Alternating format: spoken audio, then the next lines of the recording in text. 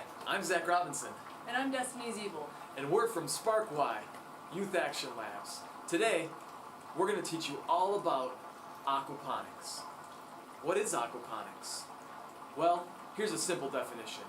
Aquaculture, which is the cultivation of aquatic plants and animals, combined with hydroponics, the cultivation of plants in a soilless medium. Combined together, aquaponics. Now, why would anybody want to do aquaponics? What's the benefit of aquaponics? Well, there's several. The first is it's a natural, clean, sustainable way to grow food. It uses 90% less water than traditional agriculture. It's also a way to grow food locally, where the food is needed, and avoid high transportation costs or food spoilage. You can also grow your food organically the way you want to, without using any petrochemicals for fertilizers or pesticides.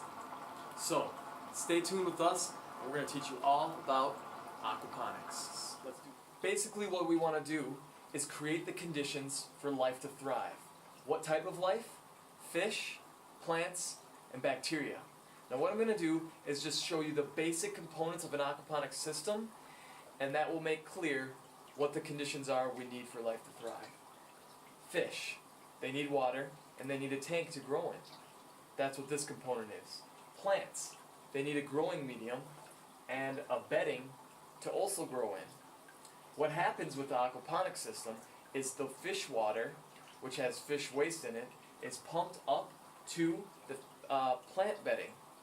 Now the plants are able to use that water and absorb the nutrients to grow.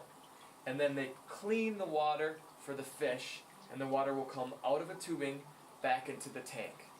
Now, there's one other component that we need to talk about, a biofilter. Not required, but a helpful piece in an aquaponics system that helps healthy bacteria turn the fish waste into nutrients for the plants. Finally, we're going to need a structure and some type of light source, be it sunlight or artificial light, that will help the plants grow as well. Now let's dig a little deeper into each of these components.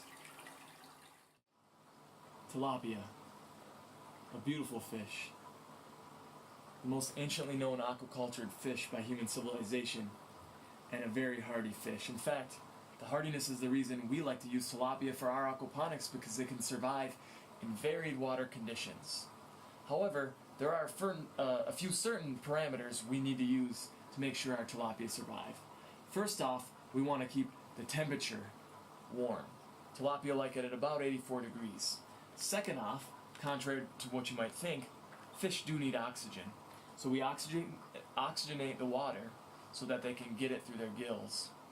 Lastly, they need the water to be clean. So in this case, we pump the water up into the plant bedding. And that's where we'll go next to see what's going to happen there. Plants. The source of so much in our world, from our clothes to our buildings, to our medicines, and my favorite, our food. What are the conditions that plants need to thrive and survive? Well, we've got everything they need right in this bedding. First is a growing medium, in this case hydroton and growstone.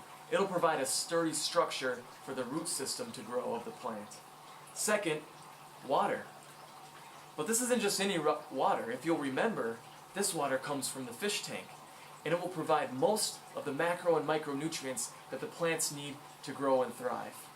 Last, we've got light.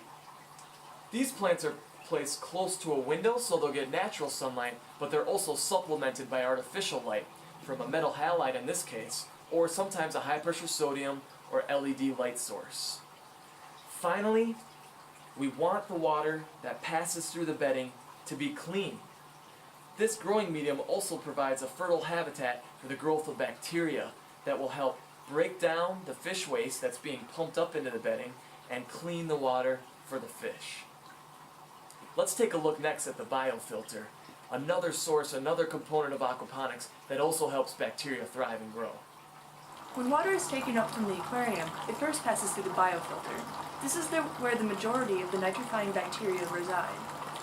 We put in a bunch of medium for the bacteria to rest on and then pump oxygen through it, because the nitrifying bacteria are aerobic bacteria. That means they need to be in an oxygenated environment in order to survive. the fish waste that comes through here is going to be in the form of ammonia. Ammonia is caustic to plants and fish, and us too. We use it as a cleaner, and it can be very hazardous to our plants and fish. The bacteria will metabolize it first into ammonium, so nitrogen with 4 hydrogens instead of 3, and then into nitrite, nitrogen with 2 oxygens. Finally, it'll metabolize it one more time into nitrate, nitrogen with 3 oxygens, which is a safe form of nitrogen that can be taken up by the plants and isn't harmful to the fish. So today, we learned about aquaponics. Aquaculture combined with hydroponics. It's a great sustainable system that we can use to grow our own healthy food in the form of fish, yummy, and different types of plants.